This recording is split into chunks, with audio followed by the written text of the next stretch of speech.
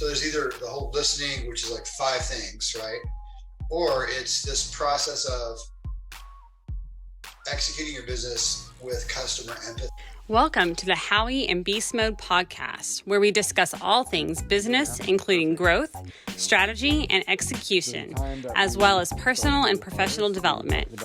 Let's join Howie and Beastmode in conversation. Cycle. This is kind of a four-part series. There is a time that you do harvest, and so yeah, I'd be curious to see what you think about that. Do you have any kind of initial thoughts on that?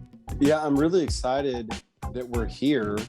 I know that it's a grind for a lot of us right now, and a lot of us are looking forward to this season. So I'm hopeful that after this, it gives us something to kind of put an anchor towards, that this is coming. We can all resonate that the seed sowing and the pruning and perseverance, those are must-haves, and that we're all probably in. But that knowing that, we stick to it, this time of harvest, excitement, which is, going to be point number one, that it's coming. That's great. Yeah, I mean, we talked a little bit about sowing into the darkness. We talked a little bit about having that futuristic mindset and having that faith and looking forward as we conduct our business and we plant seeds and all of those things. There is a time where that actually does start to crop up, and you do have an opportunity to harvest. So, I mean, it's not, first of all, it's a time to not slack off in your business. You have to start fulfilling your orders. You start getting those orders, you better fulfill them, or they're going to leave you. I mean, I have customers right now. I have a future customer that we're trying to bring on board, which is a school district, and they desperately need cybersecurity protection because they were hacked. And so they have like hundreds of laptops that are encrypted by ransomware offline. It's sad. I know, it makes me want to cry. And they're just the sweetest people ever. So we want to really help them through this tragedy. And we have to, we're trying to close the business as well for my company. But we want to help this customer. So we darn well better heart once we do get that, and we reap, what we were sowing, we darn well better deliver and make sure that they are safe. So we kind of have like a little bit of a plan to go execute. So I feel like that's one thing, is like, make sure you deliver well. And to me, the reaping is the time that you stop. You may, well, hopefully you don't just stop sowing, because you should always be developing your business, whether it be marketing or branding or social or sales or prospecting or manufacturing, whatever you guys are working on. You should always be sowing and improving. You should continuously be improving and building. But there might be a time where that does reduce a lot to maybe 20% because you have to deliver too. And so I think the delivery part of our job and of our career and of our business is the chance that your sowing kind of shifts, because what you just think you're delivering business and you're fulfilling orders and you're doing right by the customer to keep the stated promise. You just think that, but the fact is that's also sowing. What's funny is, like, good delivery is sowing, because that's you're sowing for customer retention, you're sowing for referrals, you're sowing for lasting relationships, you're sowing from learning the lessons of delivery and learning the lessons of customer satisfaction and getting feedback. So you when you do a quality job and really thinking through your customer delivery process, which is really that sowing, that reaping phase, then you're actually still sowing. But you don't call it that anymore. Now you're just calling it customer delivery or shipping your stuff out or whatever you guys do. But that's a critical time. And what you don't realize is, like, it might feel like you're not prospecting, or your social media is maybe it's a little bit pre-planned, so it's on autopilot. But you might feel like you're slacking off, but you're actually not. In fact, that busier time is when you get to prove, see, aren't you glad you came on board? See how we delivered? Didn't we exceed your expectations? And so you're sort of like still sowing, even though you're actually reaping. It's a weird paradox. Yeah. The analogy that's coming up in my mind as I was listening to you to unpack that is, it's almost like the quality of our seed is increasing. And so in the beginning, we're sowing hundreds, thousands of seeds, just looking for some kind of growth, some kind of fruit to come back. Now it is, I've got a 1-to-1, or again, we've talked about it, that again, our goodness is not a 1-to-1. It's actually more than that. Again, if you sow 1 tomato seed, you're going to get more than 1 tomato. And so this is now I've got a client that, the fruit has come in. Now I've got it. I'm still sowing the seeds by delivering the product, delivering the service or idea. And again, now that is turning into referrals. And so now those seeds, again, are a lot more ripe. They're a lot more further down the process. But it doesn't mean, just like you said, doesn't mean that I need to stop prospecting. It doesn't mean take my foot off the gas on certain areas. And so I think that was something that we had to deliver on. Yes, there is a time we need to rejoice. And everybody who's here, who's maybe tipping the scale into the new season of harvest, we want to commend you. We want to say, awesome. It's so great. But do not stop sowing. Don't stop that cycle. That season's going to trigger back over. So good. Yep. Totally agree with that. And I think also, you mentioned it's a time to rejoice. And I think that is really good, and a part of that rejoicing might be time of rest. And some people that are in sales or in marketing or in the medical field or business owners or executives, different roles, tend to like not rest. And since Beastmode and I are coming from a Christian perspective, we understand that God has given humanity rest as a gift, as a treasure. And so if you guys don't go to church, you may not have heard this, but from periodically, your pastor will talk probably about taking a day off and resting and having faith that God will multiply, what you give him. And so a sacrifice of rest, although it's good for your body, is actually hard to do. So it is a sacrifice.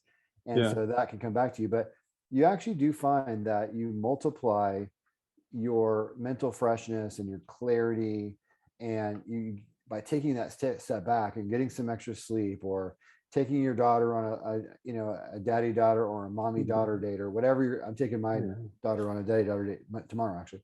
So I'm excited about that. But like having those, scheduling some rest time, y'all, is such a big deal.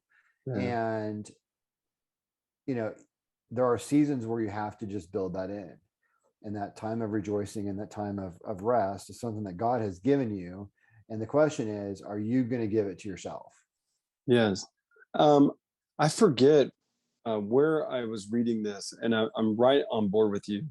And my big contribution to this is there's such a thing as passive resting and active resting. And what I mean is that sometimes we rest and we are just literally just like jumping out, like the whole Southwest Airlines want to get away, and we're just running out of a whether it's a problem or whether it's a harvest. Hey, let's go, and just running, and you're not actually resting. You come back and you're more tired than when you left, and things are worse or piled up the same. Whereas if you're actively resting, you say, I'm going to do this.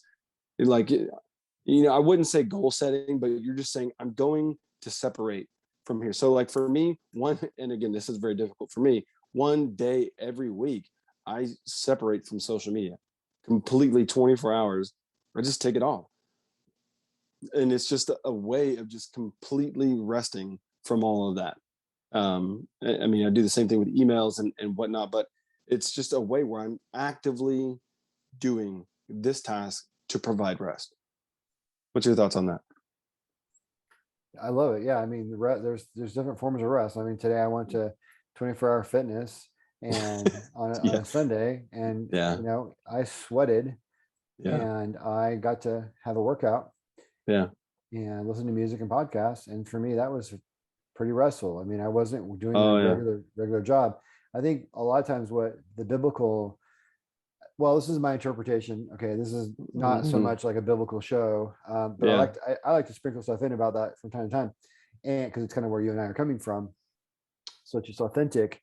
But, like when I'm working out today, I was not doing regular business. And that's what I feel like rest means, is not doing your regular commerce. Yeah. That's how I take it. But I Yeah. also do think that it's good to try to sleep in and try to, Totally. get actual physical rest. Absolutely. Yeah, totally. I love it. I mean, I'm going to take a day of rest, so I'm going to hit the gym, Do you know or Brady Boyd? Do you know who Brady uh, Boyd is? I He's know a the name. pastor at Oh yeah. New Life in Colorado. Yeah, he used to be part of where Beastmode and I go. He used to be a pastor at Gateway, and he was huge on rest. He was real big on rest. I remember Brady for that. I love him. But yeah, he kind of made an impression on my life and on my heart by emphasizing rest. And and also Jordan B. Peterson talked about something. I don't know. I cannot find this for y'all, but Jordan B. Peterson is obviously, me and Beast Mode like him. But he said something about he's worked with some very high-end lawyers who have a certain amount of billing that they have to do. And he said they work all the time. He said they kill themselves. But he did an experiment with them that if they would take off every third week, like take one day off, or I don't know what it was, just roll with me here, whatever the thing was, he would find that they'd become more productive in their the billable hours than actually beforehand, than if they didn't have the rest. So they actually had a little less time at work because of the scheduled downtime, this rest time, basically family vacation, kind of like little weekend trips or whatever.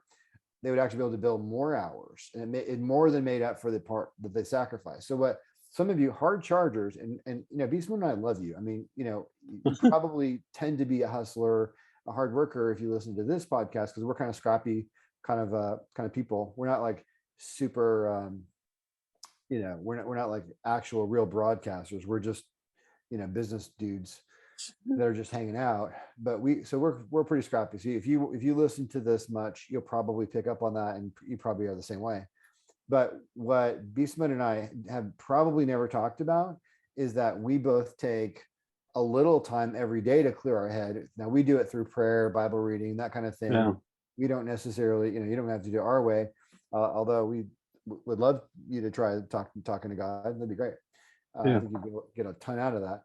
But that little mental time of giving yourself like a little micro break, but then also once a week, if you can find a way to take that time off to really focus on your kids, focus on a relationship, focus on your fitness. I think you'd build more hours too in that virtual story with that lawyer sense. I think you'd make more money and be more successful. Yeah. And that rest really ties into the rejoicing aspect, to be able to rejoice. And it's a reward to yourself. It's a reward to your hard work. It's a reward to all that.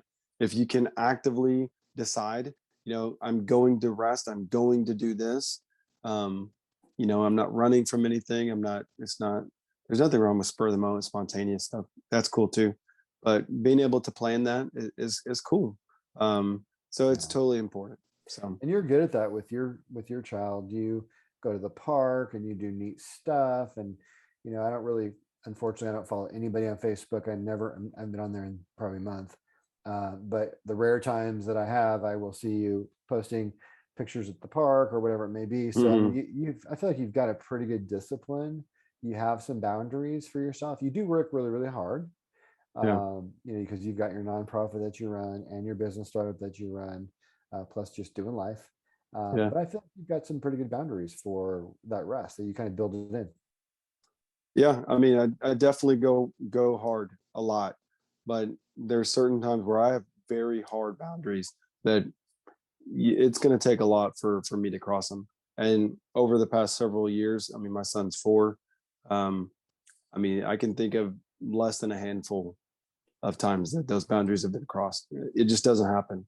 I'm not going to give it, because of the value of it that not only that I see and that I want, but I notice the value, and so I'm super proud of you, and I really admire that. And I think if people hear nothing else today, but just to make sure you schedule rest time and also schedule time with your kids, I think that's probably worth it for sure.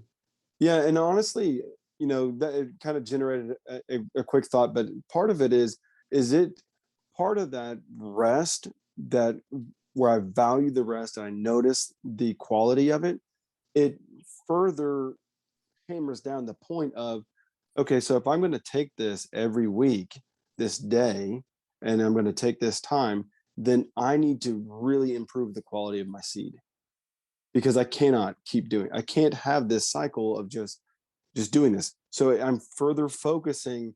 I'm saying this rest is important. So if I'm going to make this rest important, then I need this to be quality over here. So they go together. One pushes the other in a positive direction. So good.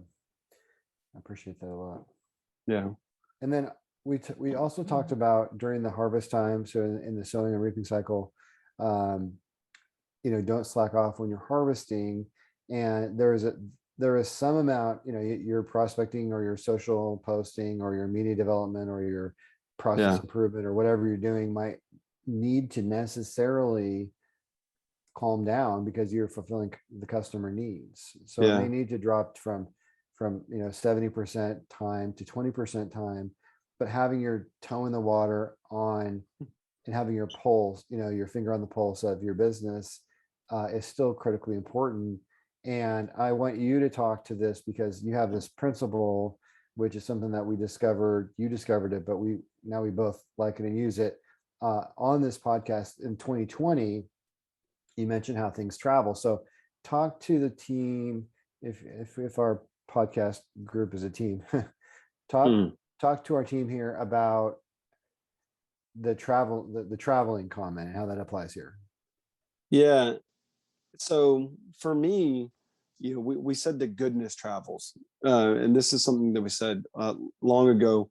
And a lot of things travel. We don't think about it, but again, we've talked about listening. When you take the time to listen, that travels. It travels up. And so when we slack, the slacking, and you give the example of slacking on prospecting. Well, often if we are slacking on prospecting because we feel like, hey, we got some of this in the bag, this harvest is just going to come fall on my lap, this and that and the other. Well, now we're slacking on a harvest. And so what may happen is now we have 5 deals on the table, and then, one falls off. That's okay. I have 4. And we're getting in this pattern of they're not done yet. And again, it goes back to Howie's first point of you got to not only close the deal, you got to fulfill on the back end. And you can't fulfill on the back end something you didn't close. And so we don't want to come to the point of we know things where we know we're about to go. We got our baskets. We're walking out to go pick fruit. We don't want to pause and take a nap on our way out. We need to finish the job. We need to get out here. One of the things I said in prep is often one of the misnomers for a lot of us who, again, I'm not an agriculturist. I don't own a farm, but harvest time is not a rest and just sit around. You're waking up early. You are staying late because it's only here for a certain amount of time. The harvest season is short, and you got to get as much as you can while you can before it goes bad. As soon as those apples and peaches start falling from the tree and they're hitting the ground and they're bruising, they're going bad. They're getting rotten. And so you can't pick them up from there. And the same thing with our deals. We got to close our deals. We got to maintain that level. But at the same time, we got to look over here and say, okay, am I still maintaining I'm not doing 50, but am I still doing my 10 calls a day? Am I still working my pipeline here and not slacking off? Yeah. Slacking travels. So I like this principle of things that travel and things that impact one another is so interesting. We talked about this sometime last summer or fall when Beastmode discovered this truth. It's funny because what him and I talk about in these podcasts, it's almost like we talk about business and career from our perspectives, from what we've seen and heard. But then as we talk out different topics, we tend to actually discover truth. And that's really interesting and really cool. And then we find some of the truths we end up using in multiple ways. And this is one about the concept of things that travel. So it's like if you slack in your prospecting or you slack in one area of your business, then you probably are slacking in other areas of business. And this is going to be the Bible Business Hour because I'm going to bring up another one. But Jesus talked about if you're faithful in a few things, you'll be faithful in many things. And so that's really an interesting thing because if you think about it, that's talking about the concept of traveling, right? So if Mm. you're faithful in a little bit, then essentially you've developed the muscle and the habit and the will and the power and the perseverance and the accountability that you can handle a few things or a little thing. And therefore you're going to bring accountability and power and focus and intelligence and all those things and responsibility to the bigger thing, right? And so that's one of the phenomena I think that you run into when you think about things that travel. So yeah, during the harvesting time is a critical time to rest and rejoice, and you better fight for that. But it's also a time when you're not resting and rejoicing to make sure that you're keeping the ship going in the right direction. You're not just harvesting and partying and just fulfilling customer orders and not thinking at all about new business. No. I've run into sales reps who have some big deals in their pipeline, and I urge them to continue prospecting, and they didn't, or not much.